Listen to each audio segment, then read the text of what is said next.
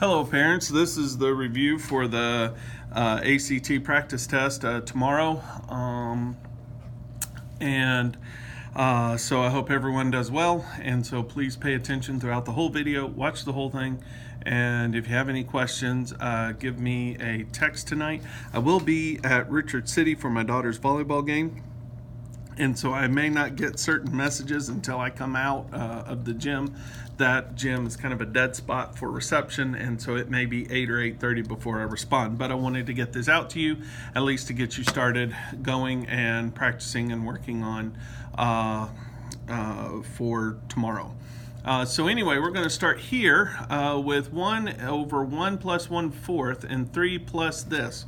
Okay, this is fairly, I don't want to ever say it's fairly simple, but anyway, we've got this problem right here.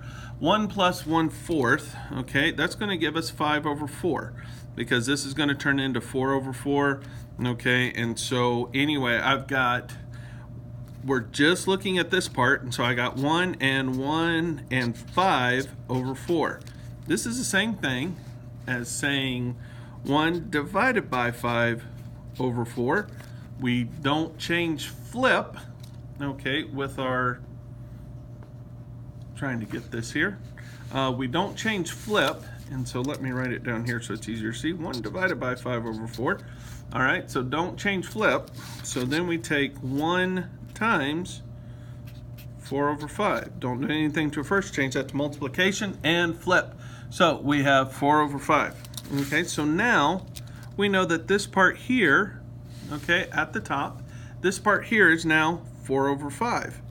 Okay, well, this is saying 3 plus 1 over 4 over 5. Okay, well, it's going to flip back. If we use this same logic, it's going to flip back to 5 over 4. Okay, so now I have 3 plus, I should say, based on our problem, I now have 3 plus 5 over 4. Now, this is where I'm going to leave you, okay, and you do the rest. All right, so good luck. Remember, you got to change this common denominator. Okay, our next problem, all right, is right here. What fraction is 3/2 of 1 and 1/16? Okay, so what is 3 and 1/2 of 1 and 1/16? Okay, well, again, I'm looking at this saying 3 and 1/2 times x equals, okay, oops, sorry, let me try to do that a little better here. Okay, I have 3 and 1/2 times something equals, and what was our answer? 1 and 1/6. 1 and 1/6. So we're going to move all of this into 7 over 2. Sorry, my range is very small right now. So we have 7 over 2 x equals 7 over 6. Now, this is where I'm going to leave you. You need to solve everything else. All right, last one. Okay, so we have basically the problem that we had like up at the top. Okay, except this time 4 and 1/8. Okay, so in this one, I'm going to turn that into 32 over 8. So that's going to change to 4. This is going to change to 16 over 16. All right, and that's where I'm going to leave you. Okay, I want you to finish adding. Then again, it's dividing, okay, top by bottom. Divide the top number by the bottom number. Then you're going to see you're dividing with fractions, so don't change flip. All right. Okay, our next problem right here. Okay, Savion is eating a pizza for lunch. He eats 5/8 of it and gives the remaining pizza to his coworkers. What fraction of the whole pizza will each of Savion's coworkers get if they share the remaining pizza equally? All right, so if it's 5/8 right here, well, I'm just going to take 1 minus 5/8. Okay, now 1 over 5/8, this is going to change to 8 over 8, so that's going to leave me with 3/8. Okay, so I have to take 3/8, divide by 1/2. That's where I'm going to leave you. Okay, and so good luck with it. All right, next one. Okay, these are some that hopefully will look familiar to you. All right, hopefully all of these will look familiar to you. Corner convenience store still sells candy bars for $2.91 at this price. How would the store charge for 3 candy bars? Okay, fairly simple, $2.91 divided by 4. Okay, that's the price per bar. You figure out the rest. All right, then. All right, Dorothy is an architect. Okay, she is building a model of a house that is 40 feet high, 56 feet, and you don't see it out here, but 56 feet long and 88 feet high, 88 feet wide. What should be the dimensions in feet of the model Dorothy is building if the ratio of the scale model of the house is 1:8?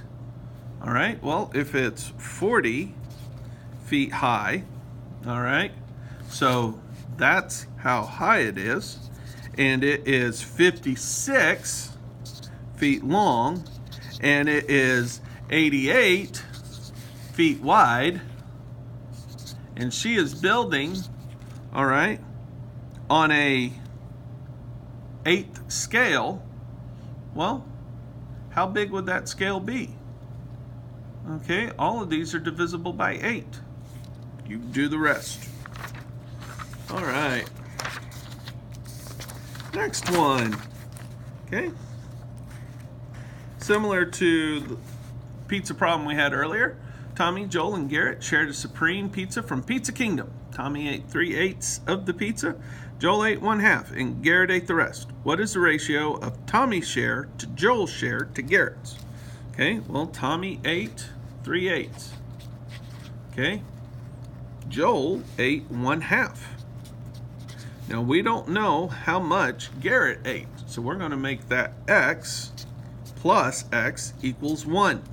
Now, I hope you're screaming and shouting that you cannot add these two fractions together. Good. All right. So, once you add these two fractions with common denominators, I'm going to let you do that. Okay.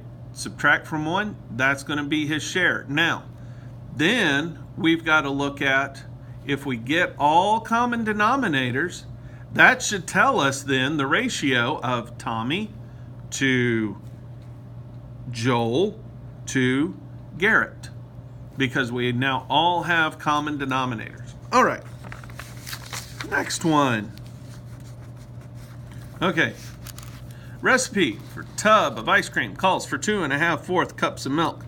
What is the maximum number of these tubs of ice cream that can be made with 11 5/8 cup of milk? Okay, so they're asking for how many tubs? Well, all right, so now I've got it where I have 2 1/4. Okay, and we're going to set this up like over 1 is equal to 11 5/8 over x. All right, you got to move these into improper fractions. Okay, cross multiply. All right, and then divide. We've done this over and over and over. Okay, go to the next step. You can do this, I know. Okay, last one down here at the bottom. Almost forgot it. Okay, recipe. Oops, sorry. We've already done that one. All right, Oscar's traveling swim team consists of freshmen, sophomores, and juniors. The ratio of freshmen to sophomores to juniors is 2 to 4 to 3. Okay, so for every 2 freshmen, there are 4 sophomores. For every 4 sophomores, there are 3 juniors. There are exactly 8 freshmen on the swim team. How many people are on the entire swim team? Okay, so if we know the ratio, and this is 8, that's 4 times greater, then I know they're going to have 16 sophomores, and I'll let you figure out the rest. Knoxville. All right. Okay, I had several people say they didn't know how to do this one last time. All right. What is 4% of 50% of 5? Well, what's 50% of 5? Can I multiply by a decimal, by a percentage? No, I have to change it to a decimal.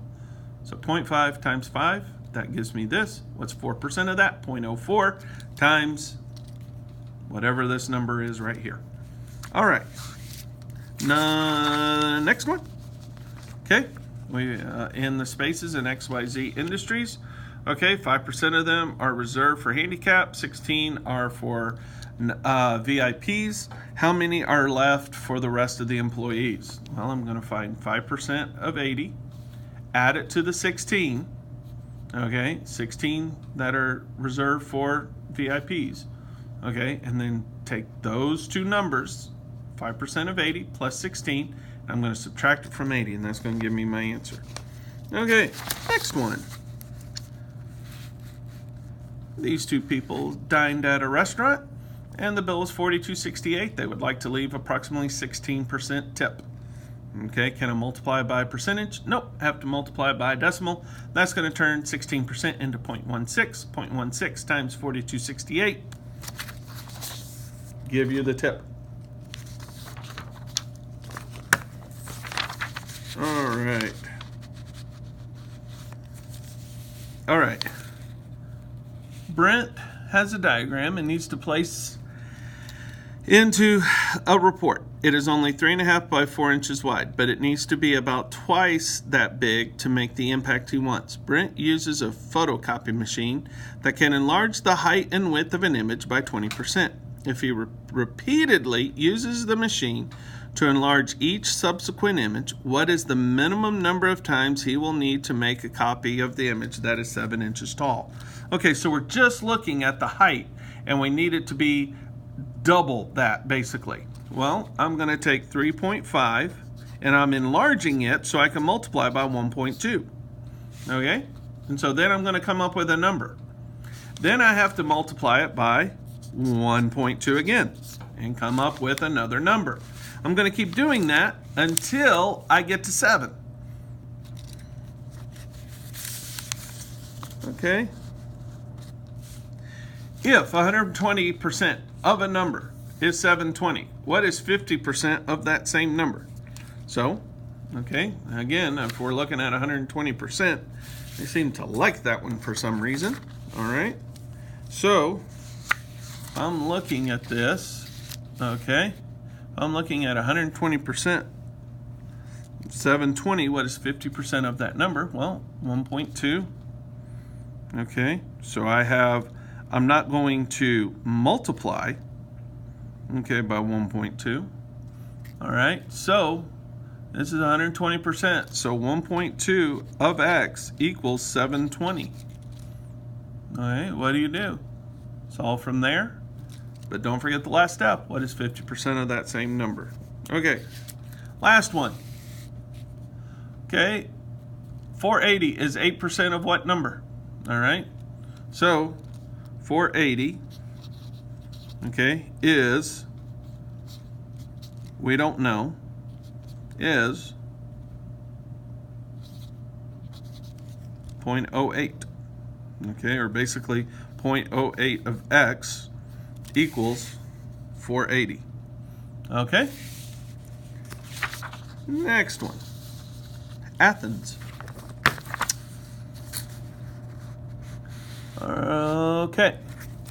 Barry bought a new car, $15,000. The value of the car depreciated by 25% after driving it off the lot. Bad deal for Barry. After a year of driving the car, the value depreciated an additional 25%. What percentage of the original value is the car worth now? Round to the nearest percentage. Okay, so if it was worth $15,000, okay, drives it off the lot, he loses 25%. So we're going to take 25% off. All right, we're going to take 25% off. That's not our new number. Whatever this number is, we're going to subtract from 15,000. Okay, then what percentage of the original car is now worth? Then we're going to take that number, subtract by another 15%. Okay, then we're going to take our new number that we have, divide it by 15,000, and that should give us our change in percent. All right, I talked a little long on these, okay? I just have a few more questions, and so this is the first one, and we'll be doing the second one here. It should be posted very shortly.